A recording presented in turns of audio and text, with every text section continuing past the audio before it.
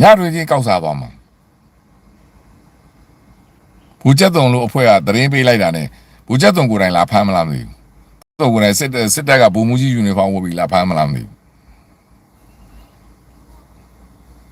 အားလုံးပဲမင်္ဂလာပါကျွန်တော်တို့ channel ကနေကြိုဆိုပါတယ်ကျွန်တော်တို့ channel ဆိုရင်နေ့စဉ်နဲ့ဥပဒေရေးနဲ့ပတ်သက်တဲ့သတင်းတွေသတင်းကောင်းတွေကိုတင်ဆက်ပေးနေတာမို့ကျွန်တော်တို့ channel ကို like and subscribe လုပ်ပေးဖို့တောင်းဆိုချင်ပါတယ်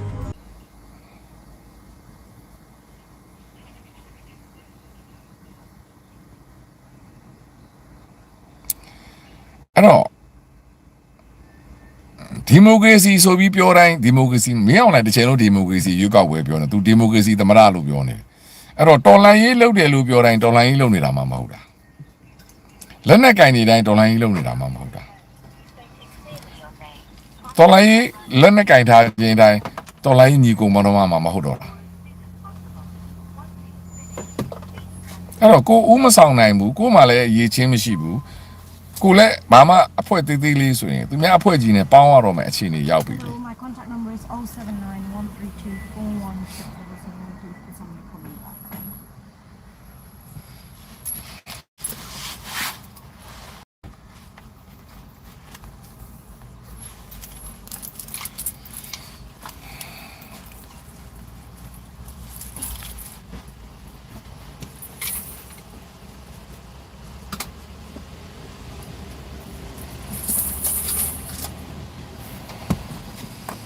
ဟုတ်တယ်မလား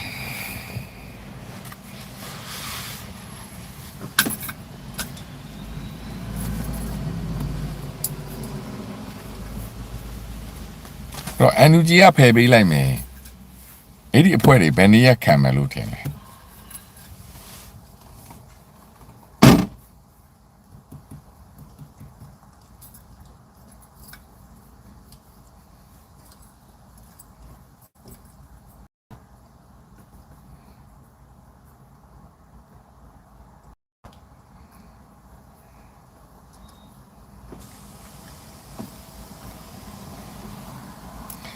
ဒီဝီတွေကသူ့ဟာသူ့နယ်မြေရှိတယ်သူ့လူမျိုးရှိတယ်သူ့ရဲ့ဇယိုင်းလက္ခဏာရှိတယ်စကိုင်းမကွေးရတစ်ဖွဲ့ပဲရှိရမှာလေတစ်ဖွဲ့ပဲရှိရမှာလေ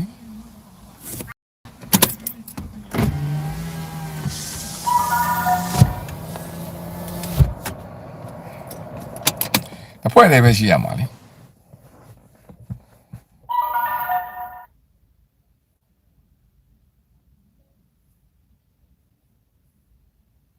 ဒါကိုကျွန်တော်ကဆိုလို့ချင်တာ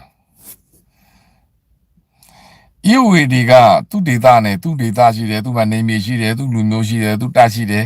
အခြေတွေခိုင်းနေပြီအခုကဒီစကိုင်းမကွေးမှာလာပြီးတော့ရန်ကုန်သားတွေအရင်တော့ရန်ကုန်ចောင်းသားဆိုတဲ့လူတွေလာပြီးနေရာလူလာလူနေကြတာဟိုကွန်မြူနစ်ဆိုတဲ့လူတွေလည်းနေရာလာလူနေကြတာသူတို့ဟိုတရုတ်နယ်စပ်ကနေပြီးတော့ဒီမှာကွန်မြူနစ်ဆိုပြီးနေရာလာလူနေကြတာအဲ့တော့ဆိုလိုချင်တာက SRF ဆိုနေရာလာလူနေကြတာโอเคဒါဆိုမင်းတို့ကြီးပဲတိုက်မလားဘာသူရှိလဲနောက်မှာဘယ်ပတ်ဆိုင်ရမှာလဲလက်နဲ့ပဲနဲ့လဲရှိတယ်လူဘယ်လောက်ရှိလဲဘယ်လိုတိုက်မှာလဲကျွန်တော်တို့အရှိရအတွေ့အကြုံဗိုလ်ချက်သွန်အတွေ့အကြုံကသူကလူရင်ရားတွေသိတဲ့တန်းတွေဖွင့်တာပဲနောက်ဆုံးဗိုလ်ချက်သွန်ဘာလုပ်သွားလဲစစ်တပ်နဲ့ပေါင်ပြီးစစ်တပ်ရဟတ်ရင်နဲ့စစ်ဌာနချုပ်တွေကိုတွားပြီးတော့လက်နဲ့ချလိုက်တာဟုတ်တယ်မလားအဲ့ဒါတော့ဗိုလ်ချက်သွန်လာပြီးတန်းတာနေရလူရှိသေးတယ်ဒုက္ခပါပဲစစ်တပ်ရဲရင်နဲ့သွားပြီးစစ်တပ်ကိုလက်နဲ့ချလိုက်တဲ့လူကဗိုလ်ချက်သွန်လေသူတို့မြတ်ဗုဒ္ဓမာကိုတရားဝင်ကြီးညာထားတာအဲ့တော့အဖြေကရှင်းရှင်းလေးပါ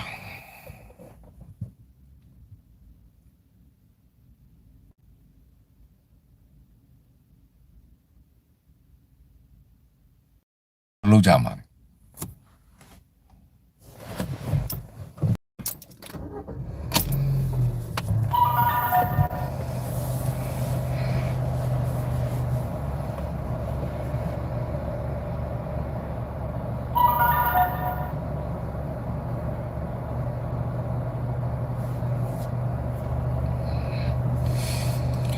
အဲ့တော့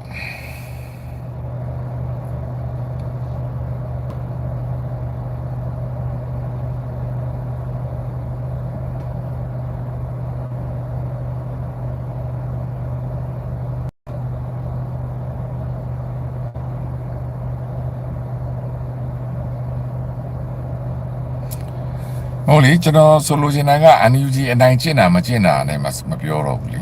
ဒီအဖွဲ့ငယ်တွေဘာလုပ်မှလဲလို့သူ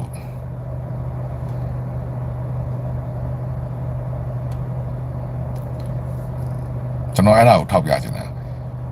ဒီအဖွဲ့တွေဘာလုပ်ကြမှာလဲဟိုចောင်းသားကောင်းဆောင်ဆိုပြီးတော့ဟိုအဖွဲ့ဟိုတသက်လုံးတို့လည်း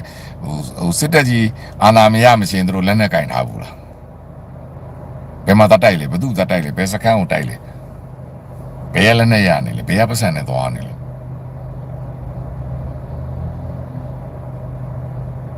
ဘာယူရခြင်းနဲ့ဒီအဖွဲ့တွေအများကြီးထောင်ထားကြတာလေ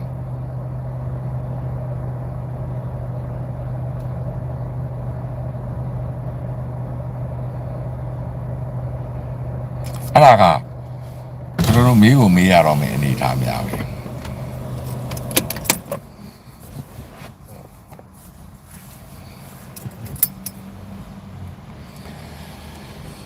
အဲ့တော့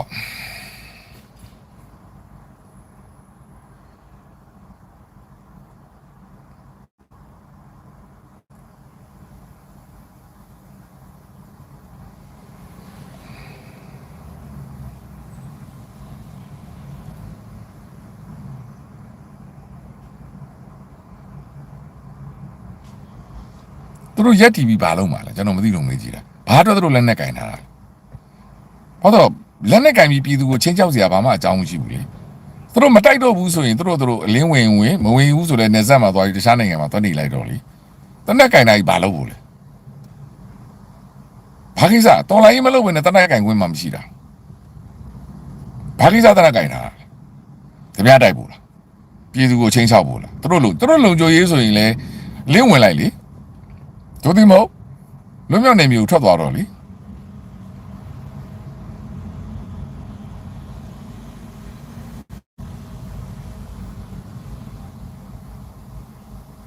အဲ့တော့စစ်တိုက်ဖို့လမ်းနဲ့ကင်တာလားအဲ့တော့ကိုမတိုက်နိုင်တော့ဘူးကိုတစ်ဖွဲ့ချင်းနဲ့မရက်တည်နိုင်တော့ရေဒီဖွဲ့ကိုဖျက်သိမ်းသူများနဲ့တော့ပူပေါင်းဒီတနည်းပဲလုပ်เสียရှိတာလေအဲ့တော့ပြည်သူလည်းဒုက္ခမရောက်ဘူးအဲ့ဒီသူ့အဖွဲ့ထဲမှာတင်းခံနေတဲ့အဖွဲ့သားတွေလည်းဒုက္ခမရဘူးခေါင်းဆောင်တွေကဆုံးဖြတ်ချက်မပြတ်တိုင်းအဖွဲသားတွေရက်ကန်ရက်ရမယ်တောက်ရမယ်ဘသူ့ကိုဘာမှမသိပဲနဲ့အချိန်တွေလည်းကားကုန်တယ်လေအဲ့တော့ဘသူမှသူတို့လည်းတော်လိုင်းမလုပ်ခိုင်းဘူးလေသူတို့စစ်မတိုက်မဲ့တူကျွန်တော်တို့လည်းအာမကိုပါဘူးလေဘာလို့ဘူးလဲလက်နဲ့ကိုင်းထားပြီးတော့သူများတို့အနောက်ရှက်တောင်ဖြစ်သေးတယ်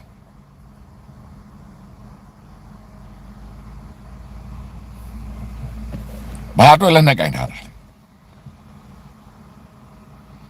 သူတို့ရက်တည်ရပါလဲကျောင်းသားသမဂ္ဂဆိုပြီးတော့သူလည်းကျောင်းသားသမဂ္ဂကိုလည်းကျောင်းသားသမဂ္ဂသူလည်းဟိုအဲ့လိုအဖွဲ့တွေလိုက်ထောင်တယ်ဘာလို့ဘူးလဲခေါင်းဆောင်သိလို့ချင်းနေတာခေါင်းဆောင်လို့ချင်းကပါတီထောင်ဟိုမှာကိုကြီးတို့တော့ပါတီထောင်ပြီးတော့ဥမာဟိုနိုင်ငံတော်အတိုင်ပင်ခံအဖွဲ့ဝင်ဖြစ်သွားပြီနေရာလိုချင်တာတော့စစ်ကောင်စီနဲ့တပေါင်းနေရာရမှာချမ်းသာခြင်းလားစစ်ကောင်စီနဲ့တပေါင်းပြည်တွင်းမှာတလုံးစားချမ်းသာမယ်ဒီမှာတော်လိုင်းထဲမှာကန့်လန့်နေဘာလို့မလဲ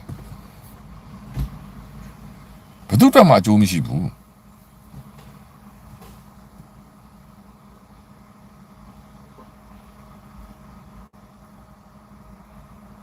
ဒါကိုကျွန်တော်ကဆိုလိုချင်တာ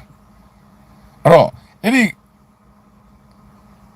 ခေါင်းဆောင်ငယ်တွေရဲ့ဆုံးဖြတ်ချက်တွေကြောင့်အောက်မှာရှိတဲ့အဖွဲ့သားတွေအကုန်ဒုက္ခရောက်တာစားရမယ်တောက်ရမယ်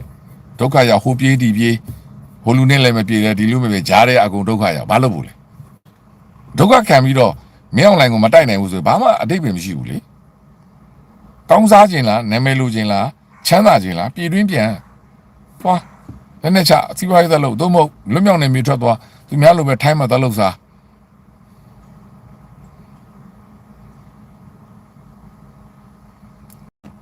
အသက်ပဲ60 80 80 90အခုဒီចောင်းသားကောင်းဆောင်ဆိုတာကင်ဆွဲထားတော့မယ်ဘယ်တော့ကလူတိုင်းကចောင်းသားပဲလीအဲ့တော့ရှင်းလင်းကိုလောက်ရမယ်အချိန်ကြပြီကို9နှစ်အချိန်ရပြီ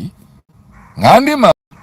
ဟိုဘက်ကအနေထားနဲ့ကိုယ်အနေထားကဘာမှလုံးမရဘူးဆိုရင်သူများနဲ့တော့ပေါင်းမပေါင်းနိုင်တော့ဘူးဆိုအဖွဲ့ကိုဖျက်သိမ်းလိုက်တော့လက်အလင်းဝင်မဝင်နိုင်ဘူး